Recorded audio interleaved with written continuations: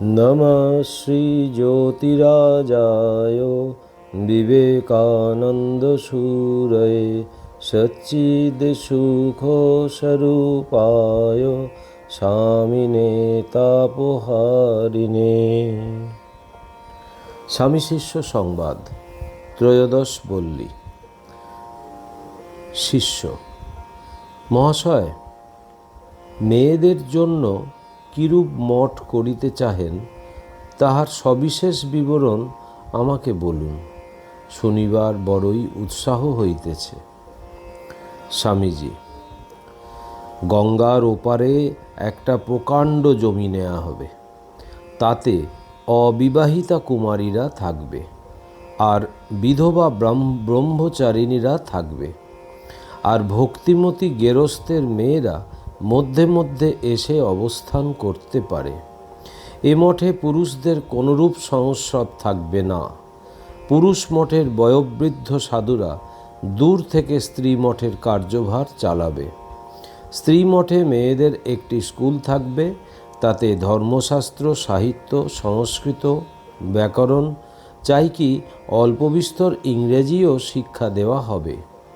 সেলাইয়ের কাজ, রান্না, গৃহকর্মের যাবতীয় বিধান এবং শিশু পালনের স্থূল বিষয়গুলিও শেখানো হবে। আর জপ, ধ্যান, পূজা এসব তো শিক্ষার অঙ্গ থাকবেই।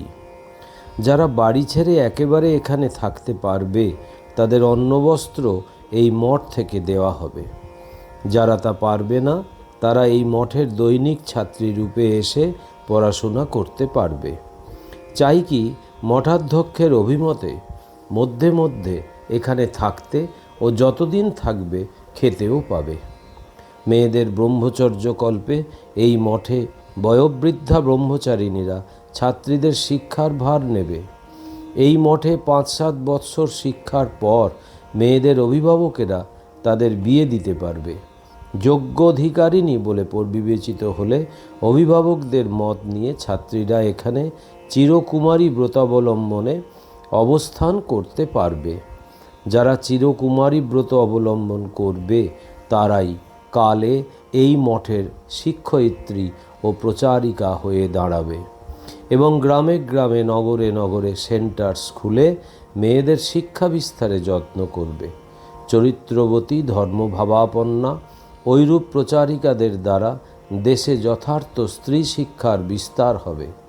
স্ত্রী মঠের সংস্রবে যতদিন থাকবে ততদিন ব্রহ্মচর্য রক্ষা করা এ মঠেরও ভিত্তিস্বরূপ হবে। ধর্মপরায়ণতা, ত্যাগ ও সংযম এখানকার ছাত্রীদের অলঙ্কার হবে, আর সেবা ধর্ম তাদের জীবনব্রত হবে। এইরূপ আদর্শ জীবন দেখলে কে তাদের না সম্মান করবে, কেই বা তাদের অবিশ্বাস করবে।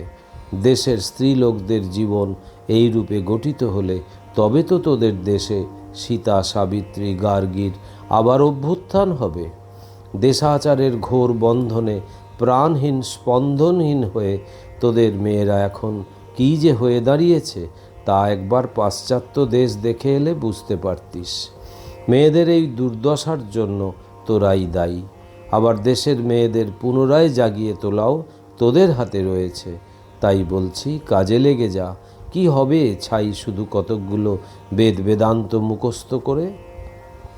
শিষ্য: মহাশয়, এখানে শিক্ষালাভ করিয়াও যদি মেয়েরা বিবাহ করে তবে আর তাহাদের ভিতর আদর্শ জীবন কেমন করিয়া লোকে দেখিতে পাইবে? এমন নিয়ম হইলে ভালো হয় নাকি যে যাহারা এই মঠে শিক্ষা লাভ করিবে তাহারা আর বিবাহ করিতে পারিবে না? স্বামীজি: তা কি একেবারেই হয় রে? শিক্ষা দিয়ে ছেড়ে দিতে হবে, তারপর নিজেরাই ভেবে চিনতে যা হয় করবে।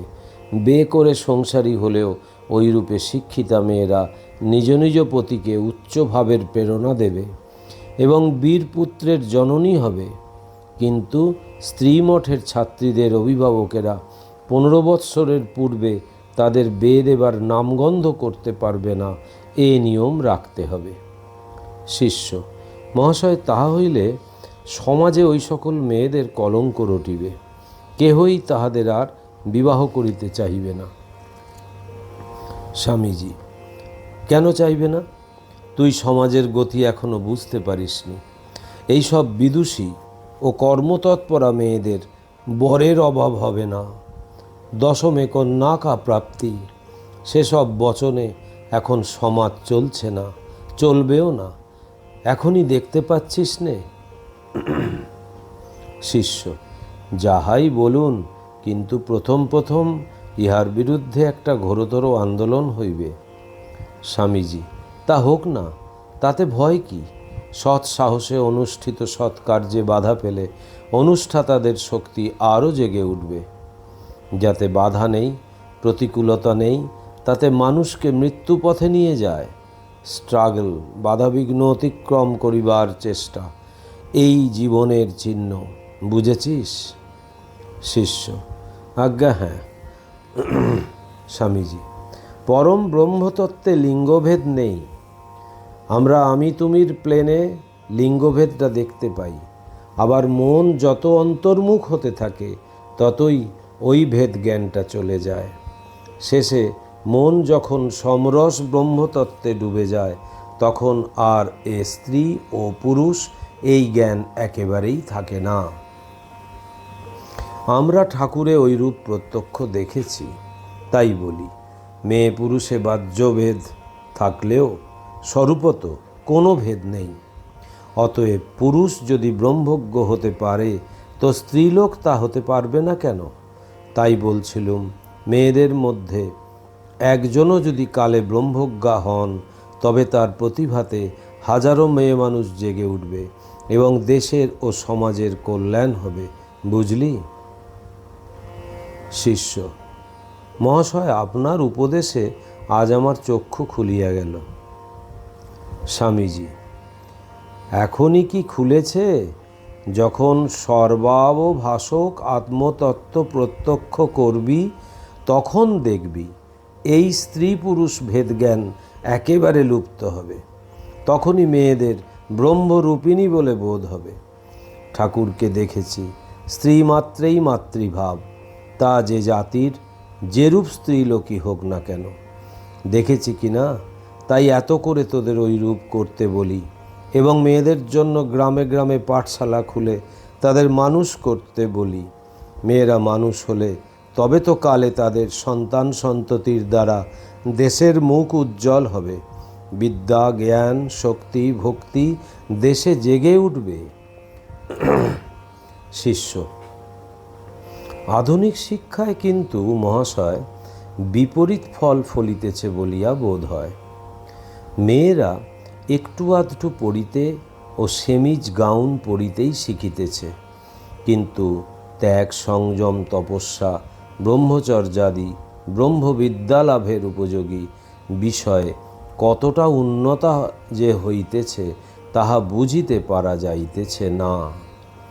স্বামীজি: প্রথম প্রথম অমনটা হয়ে থাকে। দেশে নতুন আইডিয়ার প্রথম প্রচারকালে কতকগুলি লোক ওই ভাব ঠিক ঠিক গ্রহণ করতে না পেরে অমন খারাপ হয়ে যায়। তাতে বিরাট সমাজের কি আসে যায়? কিন্তু যারা অধুনা প্রচলিত যৎসামান্য স্ত্রী শিক্ষার জন্য প্রথম উদ্যোগী হয়েছিলেন, তাদের মহাপ্রাণতায় কি সন্দেহ আছে? তবে কি জানিস, শিক্ষাই বলিস আর দীক্ষাই বলিস, ধর্মহীন হলে তাতে গলদ থাকবেই থাকবে। এখন ধর্মকে সেন্টার করে রেখে স্ত্রী শিক্ষার প্রচার করতে হবে। ধর্ম ভিন্ন অন্য শিক্ষাটা সেকেন্ডারি হবে। ধর্মশিক্ষা, চরিত্র গঠন, ব্রহ্মচর্য ব্রতোদ্যাপন, এই জন্য শিক্ষার দরকার। বর্তমানকালে এ পর্যন্ত ভারতে যে স্ত্রী শিক্ষার প্রচার হয়েছে, তাতে ধর্মটাকেই সেকেন্ডারি করে রাখা হয়েছে।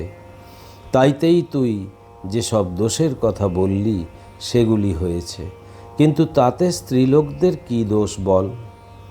সংস্কারকেরা নিজে ব্রহ্মজ্ঞ না হয়ে স্ত্রী শিক্ষা দিতে অগ্রসর হওয়াতেই তাদের ঐরূপ বেচালে পা পড়েছে।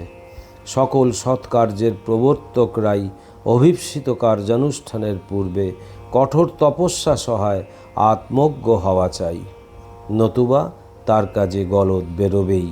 বুঝলি? শিষ্য: আজ্ঞা হ্যাঁ, দেখিতে পাওয়া যায় অনেক শিক্ষিতা মেয়েরা কেবল নোভেল নাটক পড়িয়াই সময় কাটায়। পূর্ববঙ্গে কিন্তু মেয়েরা শিক্ষিত হইয়াও নানা ব্রতের অনুষ্ঠান করে। এদেশে ওইরূপ করে কি? স্বামীজি, ভালো মন্দ সব দেশে সব জাতের ভেতর রয়েছে। আমাদের কাজ হচ্ছে নিজের জীবনে ভালো কাজ করে লোকের সামনে এক্সাম্পল ধরা। কন্ডেম, নিন্দাবাদ করে কোনো কাজ সফল হয় না, কেবল লোক হটে যায়।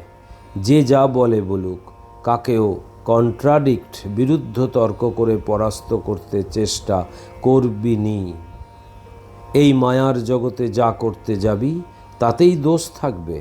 সর্বারম্ভা হি দোষেন ধূমেন অগ্নিরিব্রাবৃতাহা। গীতা 18:48। আগুন থাকলেই ধূম উঠবে, কিন্তু তাই বলে কি নিশ্চেষ্ট হয়ে বসে থাকতে হবে? যতটা পারিস ভালো কাজ করে যেতে হবে। শিষ্য, ভালো কাজটা কি?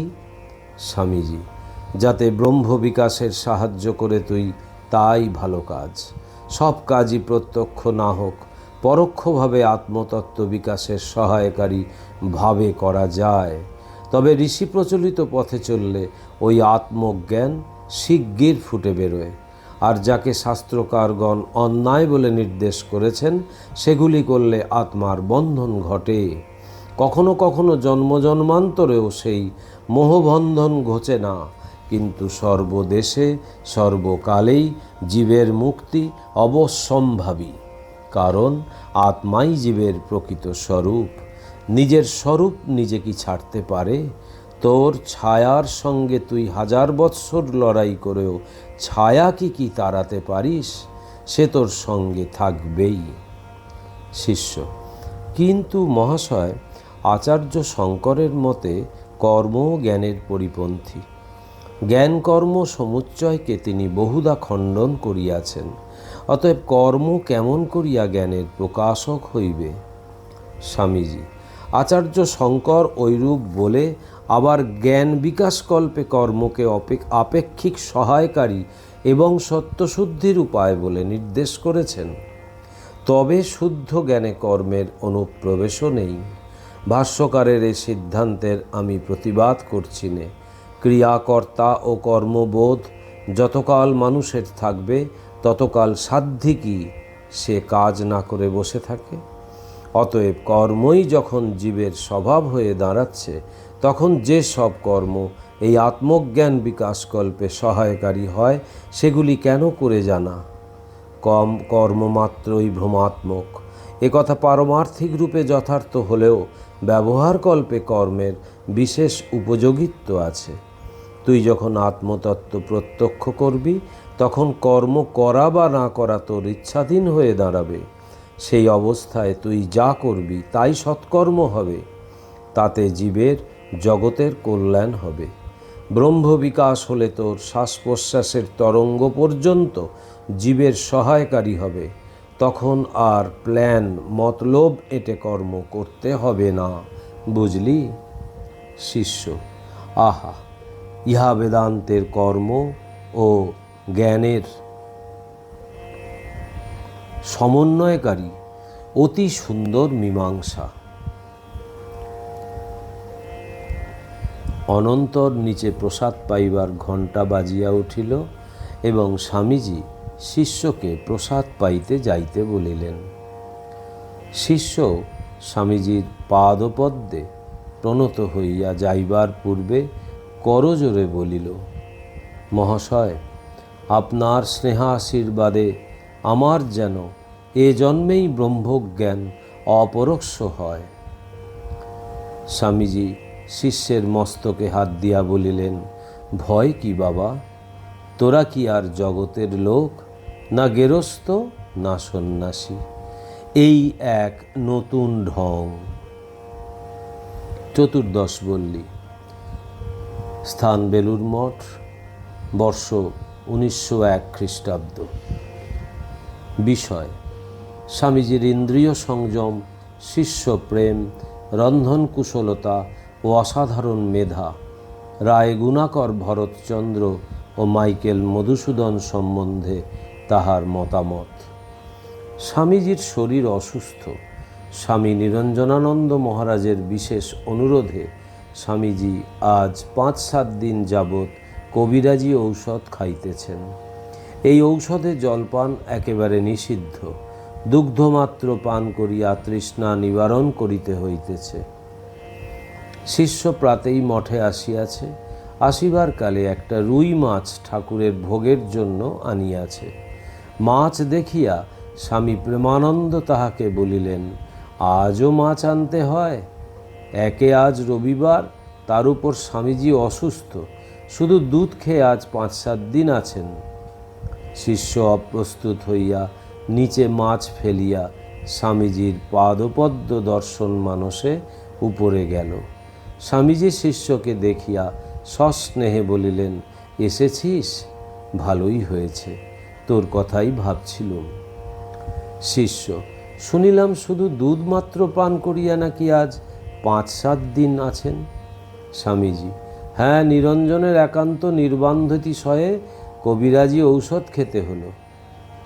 ওদের কথা তো এড়াতে পারি নে।